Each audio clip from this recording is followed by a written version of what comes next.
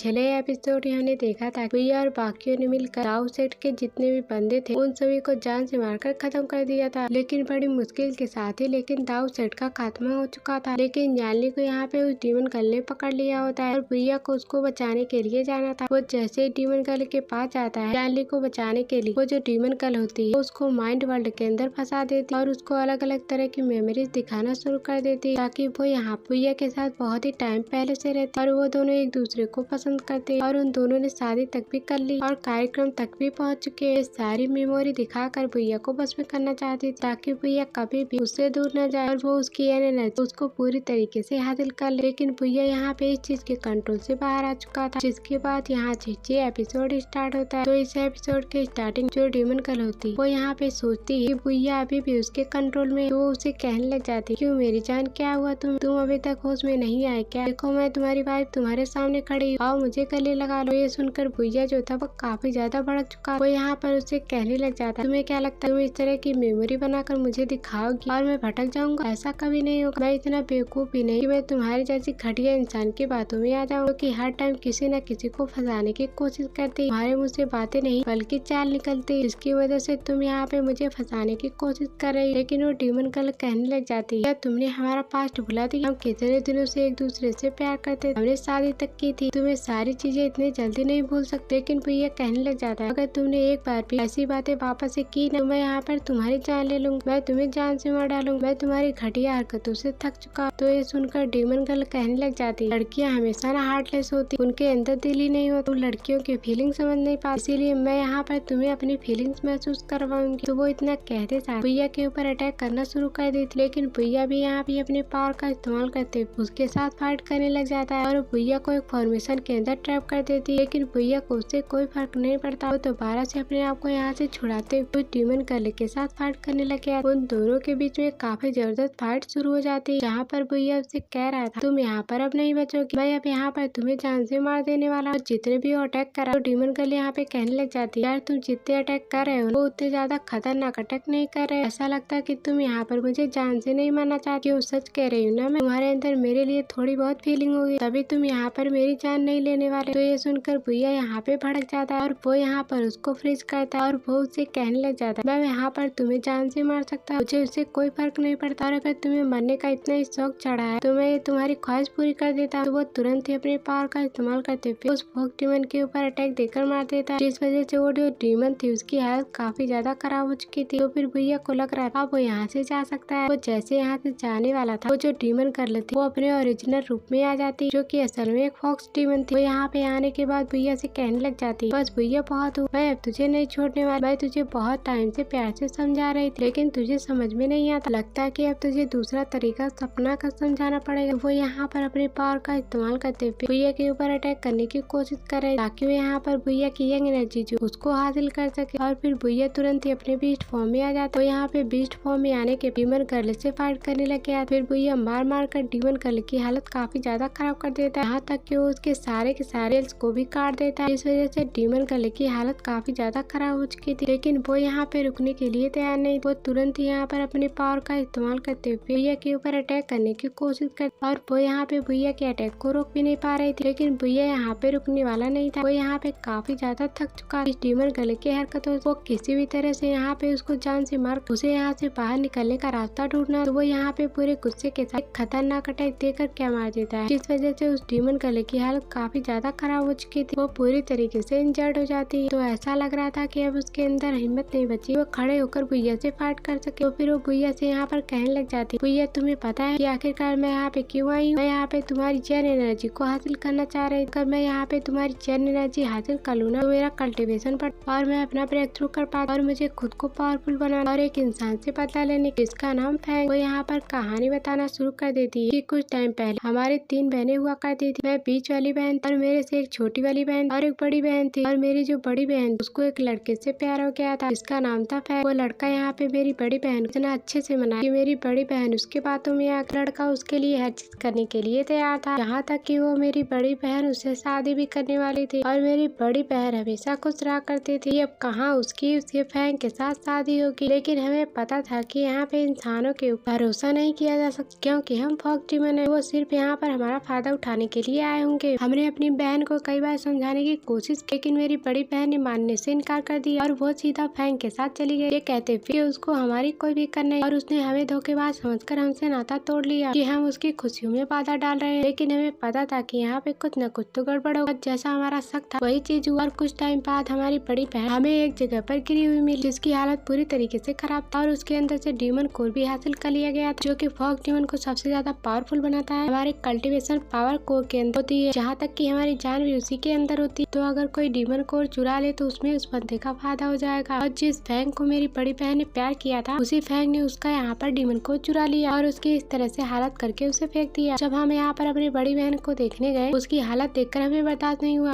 और तब जाकर हमारी बड़ी बहन को एहसास हुआ कि हम जो उसको समझा रहे थे वो बिल्कुल सही था, कि उसकी आंखों पर फैंग ने पट्टी बांध दी थी। और मेरी बहन मुझसे माफी मांग रही थी, मुझे माफ कर देना क्योंकि मैंने तुम्हारी बात नहीं मानी, मैं तो माफी के लायक नहीं हूँ, लेकिन हो सके तो मुझे माफ कर देना। तो इतना कहते कहते उसने मेरे हाथों में ही अपना दम तोड़ दिया और मेरी बड़ी बहन मेरे सामने ही मर चुकी थी। ये सदमा मैं यहाँ पर बर्दाश्त ही नहीं कर पाई। तो उसी टाइम मैंने ठान लिया कि मैं खुद को यहाँ पे काफी ज्यादा स्ट्रॉन्ग बनाऊंगी और इतना ज्यादा स्ट्रॉन्ग बनाऊंगी कि मैं जाकर फैंग की जान ले लूंगी। लेकिन टूटने पर पता चला कि वो स्काई सेक्टर के अंदर रहता है और उसकी कल्टीवेशन पावर जो है वो काफी ज्यादा हाई है। और जितनी अभी मेरी कल्टीवेशन पावर है इसकी मदद से उसके साथ फाइट करने जाती हूँ तो वो मुझे चुटकियां बजाते हुए खत्म कर देगा। तो मुझे पता चला कि अगर मैं एकदम ज्यादा प्योर इंसान की एनर्जी हासिल कर लूँ तो मुझे यहाँ पर पावरफुल बनाने में और मेरा ब्रेक थ्रू करने में हेल्प करेगा। और तुम्हारे जैसा प्योर इंसान मैंने अपनी जिंदगी में कभी नहीं देखा, तो इसीलिए मैं यहाँ पर तुम्हारी चैन एनर्जी हासिल करना चाह रही थी ताकि उस फैंग से बदला ले सकूं अपनी बहन की मौत का। ये सुनकर भैया उसे कहने लग जाता है, अगर तुम्हें मेरी एन एनर्जी चाहिए थी तो तुम डायरेक्ट मेरी एन एनर्जी निकाल सकती थी ना, प्यार का नाटक करने की क्या जरूरत थी? आखिर तूने प्यार भरे मेमोरीज को मेरे दिमाग के अंदर डाला, ये सब क्या था? इसका मतलब क्या था? ये सुनकर वो फॉक्स डीमन कहने लग जाती है, मैं तुमसे प्यार करने लग गई, मुझे लगा तुम उतने बुरे इंसान नहीं हो जितना कि वो फैंग था और तुम उतने बुरे नहीं हो, तुम कभी भी मेरी फीलिंग्स को गलत मत समझ। मैं यहाँ पर तुम्हारे साथ कुछ गलत हरकत करने की कोशिश भी नहीं की, बस मैंने तुमसे प्यार किया, तुम्हारी यहाँ पे एनर्जी हासिल करना चाह रही थी, लेकिन अब सब खत्म हो गया। अब मैं यहाँ पर मरने वाली हूँ, अब मुझे नहीं लगता कि मैं जाकर फैंग से बदला ले पाऊंगी, इसलिए मेरी तुमसे रिक्वेस्ट है, बस एक रिक्वेस्ट मेरी पूरी कर दो मेरे मरने से पहले। अगर तुम्हें कभी फैंग दिखाई देता है ना तो तुम जाकर उसे मार देना, मैं मर जाऊँ उससे फर्क नहीं पड़ता, लेकिन उस फैंग को जिंदा बचे हुए रहना मैं नहीं देख सकती। ये सुनकर भैया कहने लग जाता है, मैं यहाँ पर तुम्हारे मैटर के बीच में नहीं आऊंगा क्योंकि मेरा फैंग से कोई लेना देना नहीं, इसलिए मैं बिना मतलब की मुसीबत मोल नहीं लेना चाहता। ये सुनकर फॉक्स डीमन कहने लग जाती, तुम बिल्कुल एकदम हार्टलेस इंसान हो, तुम्हारे अंदर दिल नहीं है क्या? मेरी इतनी ख्वाहिश नहीं पूरी कर सकते? तो ये सुनकर भैया कहने लग जाता है, ठीक है मैं उसके पास नहीं जाऊंगा, लेकिन कभी फ्यूचर में हमारी किस्मत से मुलाकात हो गई ना तो उसी टाइम उसकी जान ले लूंगा,